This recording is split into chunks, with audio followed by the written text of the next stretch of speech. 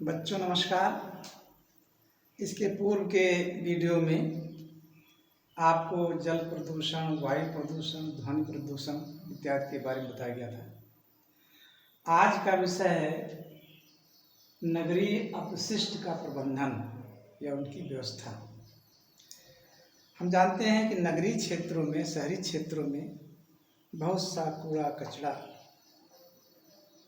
अगर उसका ढंग से प्रबंधन नहीं होता है, निष्पादन नहीं होता है, तो वो जगह जगह पर बहुत गंदगी फैलाता है और अनेक प्रकार के प्रदूषणों का कारण बनता है। तो आज हम इस विषय पर चर्चा करेंगे। सबसे पहले नगरीय अपशिष्ट का अर्थ क्या होता है।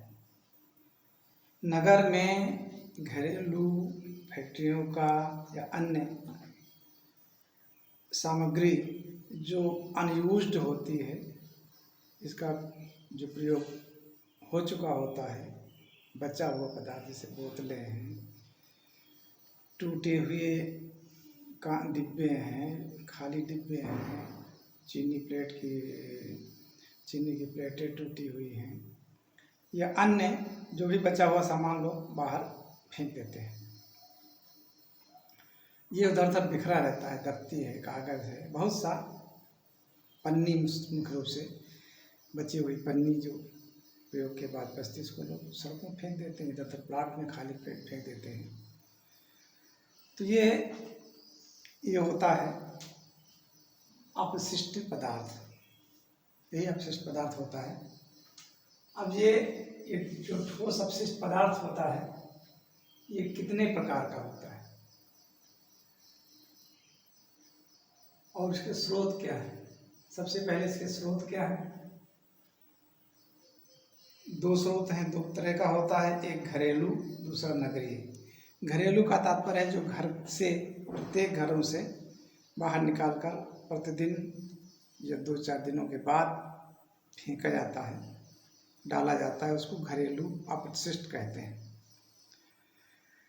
इसमें राख भी आता है, कागज़ भी आता है, पॉलीथीन आता है, अनेक अवशेष, डिब्बे आते हैं, गत्ते आते हैं, सब लोग फेंकते रहते हैं, डालते रहते हैं इधर उधर। ये घरेलू अपशिष्ट है। नगरीय अपशिष्ट में नगर में और भी जो नगरीय क्षेत्र के लोग हैं, नगर पालिका या दफ्तरों या कल कारखाने जो छोटे मोटे चलते हैं, उनके द्वारा जो अपशिष्ट पदार्थ इधर उधर डाला जाता है, वो नगरीय कहलाता है। अब आता है नगरीय अपशिष्ट के से समस्या। ये जो अपशिष्ट आता है, इससे क्या समस्या होती है, उसका समाधान क्या है। समस्या है मृदा ह्रास। मिट्टी की गुणवत्ता का ह्रास होता रहता है। जहाँ पर पॉलीथीन पड़ जाती है, जमीन दब जाती है, वहाँ पर कोई भी चीज़ उपज नहीं हो पाती, पेड़ पौधे नहीं चलते हैं, फसलें नहीं उगती हैं, मिट्टी की गुणवत्ता की कमी होती है। दूसरा है पर्यावरण अवनयन। पर्यावरण का प्रदूषण होता है, उसकी गुणवत्ता घटती है, ऑक्सीजन की मात्रा कम होती है, शुद्धता की कमी आती है, शुद्ध वायु की कमी हो जाती है। उसका धीरे धीरे अवनयन होता है पर्यावरण। अगला है जल प्रदूषण। ये अपशिष्ट पदार्थ जगह जगह अगर जल भराव है, नदी नाले नालों में जा करता है, या अन्य स्थान जो जहाँ पर पानी रहता है, उसको भी प्रदूषित करते हैं, उसमें पहुँच करके उसको गंदा करते हैं, प्रदूषित करते हैं, जल प्रदूषण होता है। अगला है वायु प्रदूषण। ये सड़ करके, गल करके उससे बदबू आती है, हवा को प्रदूषित करते हैं। तो इन अपशिष्ट पदार्थों से हवा का भी, वायु का भी प्रदूषण होता है। फिर कृषि भूमि का घटना। कृषि भूमि कैसे घट जाती है। नगर के क्षेत्र के बाहर ये अपशिष्ट पदार्थ सैकड़ों बीघे जमीन में फेंके जाते हैं, डाले जाते हैं, तो उस जमीन पर हमारी कोई कृषि की फसल नहीं हो सकती। वैसे लोग शहरों के किनारे साग सब्जी खूब उगाते हैं और वो शहरों में सप्लाई हो जाती है, बिक जाती है। लेकिन ये सब कूड़ा कचरा डालने से कृषि योग्य भूमि की कमी हो जाती है नगरों के किनारे के क्षेत्रों में। अगला है नगरीय विकास अवरुद्ध। नगर का जो विकास होता है वो किनारों से ही होता है, क्योंकि बीच में सब विकास हो चुका होता है। और किनारे किनारे ये सब अपशिष्ट पदार्थ अगर डाले जाते हैं, छोड़े जाते हैं, तो उसका विकास अवरुद्ध होता है। वहाँ पर मकान बनाने की जगह ठीक नहीं होती है, लोग लेना पसंद कम करते हैं, गंदी बस्तियाँ होती हैं। तो इस प्रकार से नगरीय विकास भी इससे अवरुद्ध होता है। ये तमाम तरह की समस्याएं आज के युग में ये बहुत बड़ी समस्या है नगर के क्षेत्रों में। अब इसका प्रबंधन कैसे किया जाए, इस समस्या का समाधान कैसे किया जाए, इस पर हम चर्चा करेंगे। तो सबसे पहली बात है समाधान में स्वच्छता गर्त आवरण। इसके लिए स्थान स्थान पर स्वच्छता गर्त बनाने चाहिए। गर्त माने खूब गड्ढे, जेसीबी मशीन से या मजदूरों से खुदा करके गहरे गड्ढे बनाए जाएं, और जो कूड़ा करकट कचरा इधर उधर का अपशिष्ट पदार्थ है वो इधर उधर न फेंक करके उसी गर्त में डाला जाए। इसके बाद जो भर जाए तो उसके ऊपर कम से कम 6 इंच या 12 इंच अच्छी मिट्टी की परत डाल दी जाए। इससे ऊपर खेती भी हो सकती है और उस अपशिष्ट का उपयोग भी हो जाएगा, वो इधर उधर गंदगी नहीं करेगा। दूसरा है भस्मीकरण। भस्मीकरण के द्वारा जो अपशिष्ट पदार्थ है उसको जला दिया जाता है। उससे उपयोगी चीज़ें निकाल ली जाती हैं।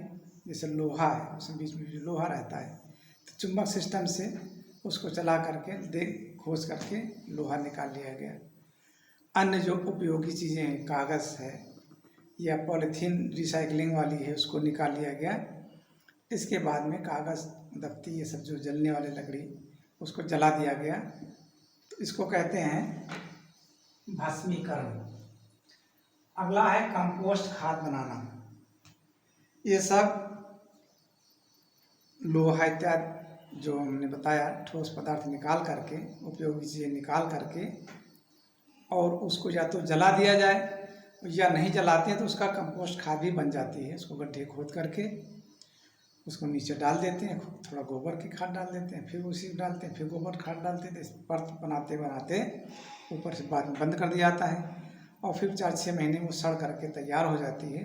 तो एक अच्छी खाद बन जाती है जिसको हम खेती में यूज कर सकते हैं। अगला है पुनर्प्रयोग। बहुत से ऐसे अपशिष्ट पदार्थ जैसे पॉलीथीन को ही ले लीजिए,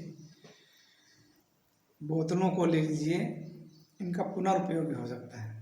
उनका दोबारा उपयोग कर लें, उसको रिसाइकलिंग जिसको कहते हैं, शुद्ध करके फिर से उपयोग में लाया जाता है।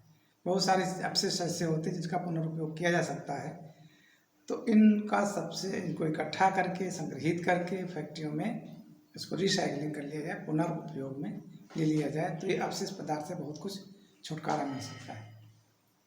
फिर अगला है विद्युत उत्पादन। एक बहुत अच्छा समाधान है। कहीं कहीं पर इसके प्लांट लगाए जाते हैं।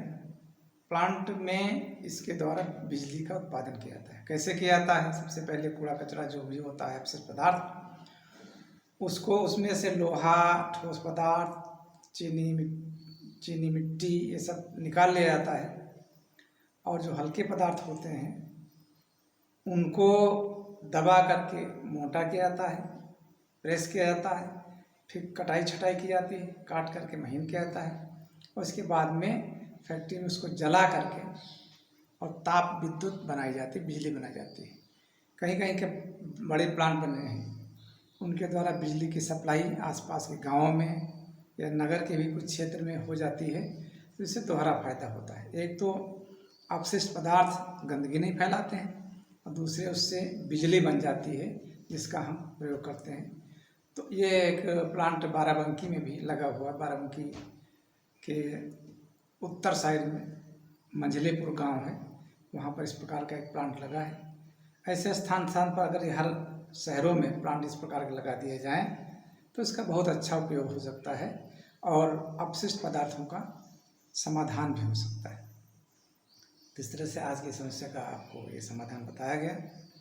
आज बस यहीं तक। धन्यवाद।